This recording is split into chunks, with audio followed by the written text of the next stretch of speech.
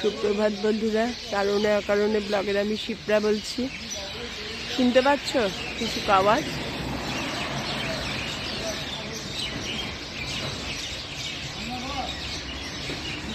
ওরাও দেখো তোমাদের সুপ্রভাত জাগাচ্ছে, পাখির কলরবে।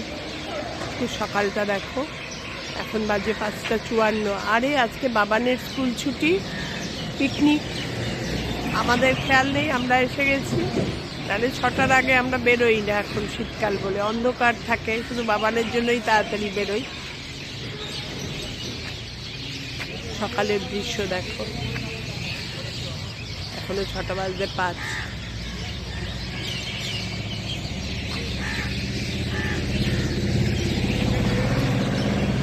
এত সুন্দর পাখিদের আওয়াজ শুনে ভাবলাম তোমাদের সঙ্গে এখানেই দাঁড়িয়ে শুরু করি সকালটা। দুধ নেব, এখনো দুধ আসেনি। 6টার আগে জেনারেলি দুধ আসে না, যার জন্যই ওয়েট করছি।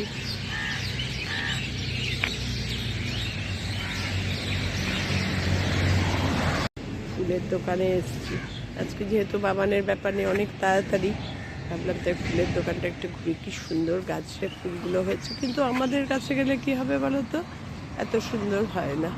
বুঝে পাই না কেন। এরমভাবে যত্ন করার তো করি।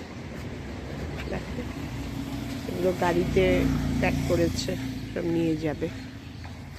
আর এখানে বাড়ির মধ্যে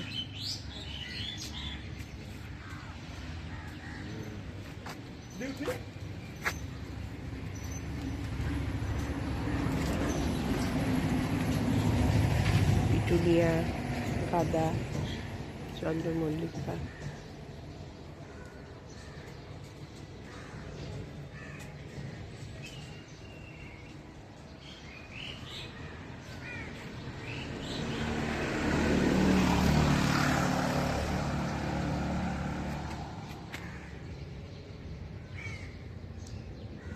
এখানে আসলে না মনটা ভরে যায় একদম। এই গাছটা আমি নিতে চাইছিলাম, তখন বলেছিল নিয়ে যান, গাছে ফুলে ভর্তি হয়ে যাবে। সত্যিই তাই, দেখো গাছটা ফুলে ভর্তি।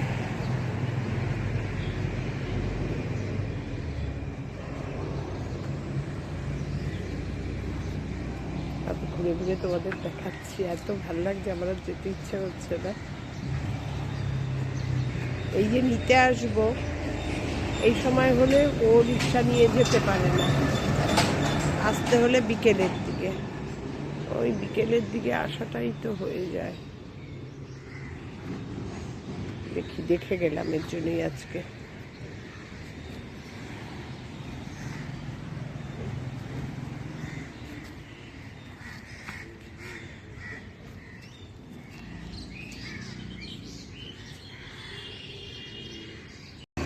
আমি আজকে একটা সুন্দর ডিমের ঝুড়োর রেসিপি বানাবো।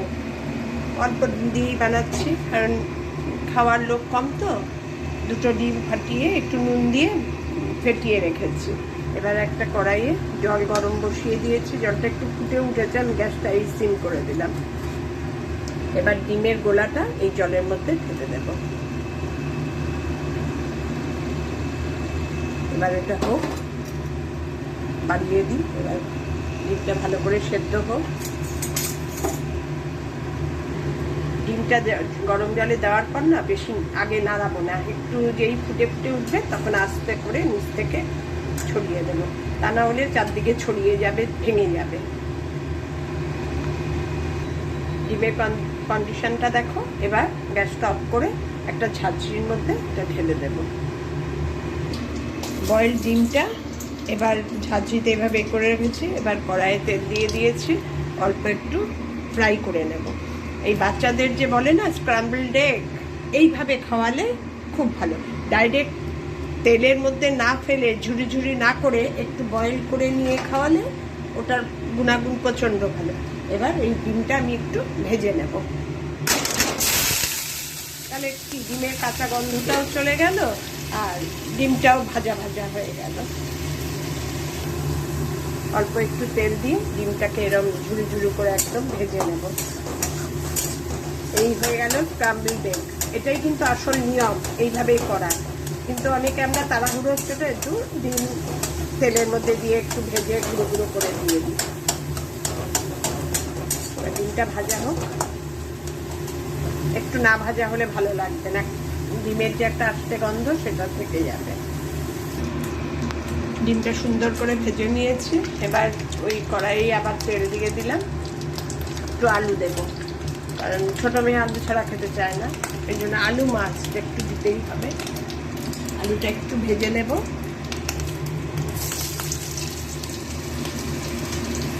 আজকে বাবানও আসবে, বাবানকেও দেবো, দুজনেই খাবে, এই জন্য আলুটা আমার দিতেই হবে। আলুটা একটু ভালো করে লাল লাল করে ভেজে নেব, ভেজে তার মধ্যে সব মশলা দেওয়া আরম্ভ করবো।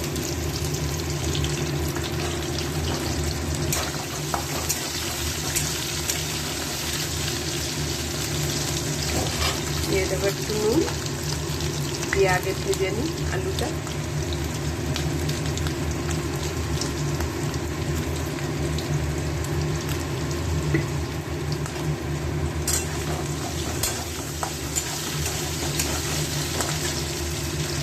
আলুর সঙ্গে কয়েকটা মটরশুঁটিও দিয়ে দিয়েছে, একটু লাল লাল করে ভাজা হয়ে গেছে। এবার এর মধ্যে একটা মানে এই গ্রেটারে একটা এই করে কুচিয়ে রেখেছে, বাটাও দেবো না আর গ্রেট করেও দেবো না, এইভাবে এটাকে দেবো। রসুন, পেঁয়াজ, আদা, কাঁচা লঙ্কা একটা আর টমেটো, এগুলো দিয়ে দেবো।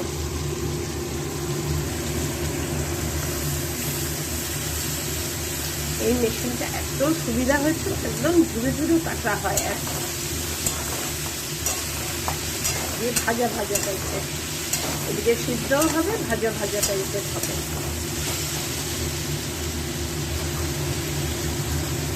নুন তো আগেই দিয়ে দিয়েছি আলু ভাজার সময়, এবার দিয়ে দেবো একটু হলুদ আর দিয়ে দেবো কাশ্মীরি লঙ্কার গুঁড়ো, আর কোনো কিছু মশলা না। মানে এটা কি বলতো, মাখো মাখো হবে, হচ্ছে ভাজা ভাজা টাইপের, খুব একটা ঝোলঝোলা কিছু না। এবার ঢেকে দেবো একটু, আলু টালুগুলো একটু সিদ্ধ হোক,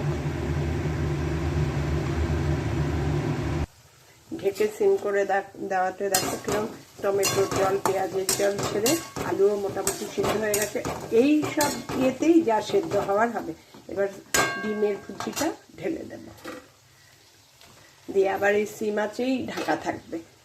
এই এই জল জ্বালাতেই যেরকম হবে, এই নামাবো যখন একটু ধনে পাতা দিয়ে নামিয়ে নেব, দারুণ লাগে খেতে। রুটি দিয়ে খেতে, রুটি পরোটার সঙ্গে খেতে মেনলি দারুণ।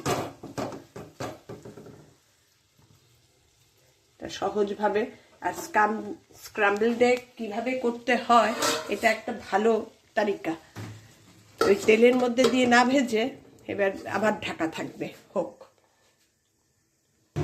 আলু দিয়ে ডিম ভুজি আমার কমপ্লিট। দেখো এক ফোঁটাও জল দিলাম না, গ্যাস সিম করে টমেটো আর পেঁয়াজের রসেই কমপ্লিট হয়ে গেল। এবার হয়ে গেছে, এবার নামাবো যখন একটু উপরে ধনে পাতা দিয়ে আবার ঢেকে রেখে দেব, নামাবো না এখনই, বাটিতে বেড়ে ফেলবো না।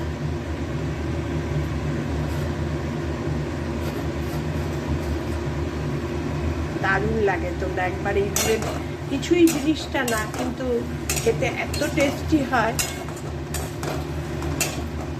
রুটির সবজি যারা ভাবো কি দিয়ে খাবো, তাদের জন্য একদম পারফেক্ট।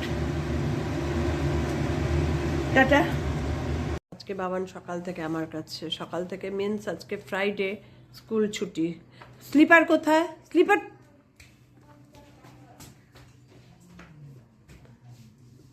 আজকে ওদের স্কুলে পিকনিক ছিল, পিকনিকে তো পাইনি, মানে টাকা জমা দিতে পারিনি। মানে আজকে ধরো,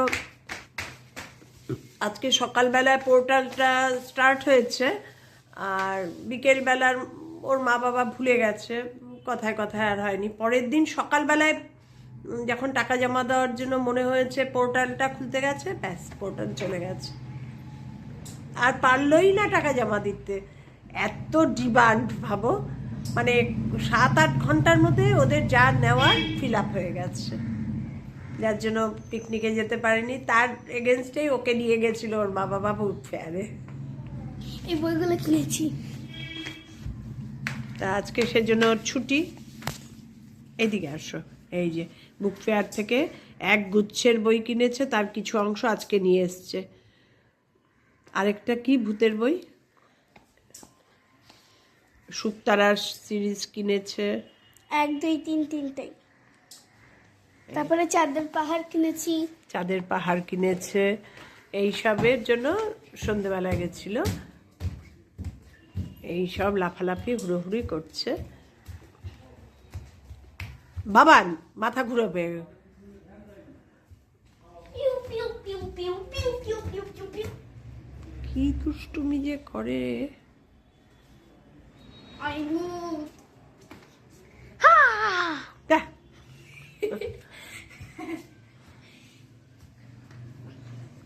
আইবু। হেয়ার ব্যান্ড পরো, হয়েছে।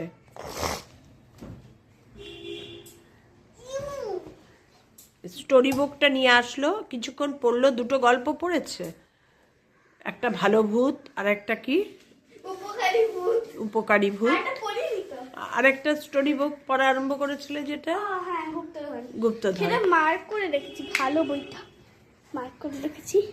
মার্ক করে আমার রেখেছে। Reading is my super power book mark দিয়ে। এখন লাঞ্চ করাতে বসবো, কি লাইন আছে? দেখি চলো। মাছ তো আছেই, কি মাছ?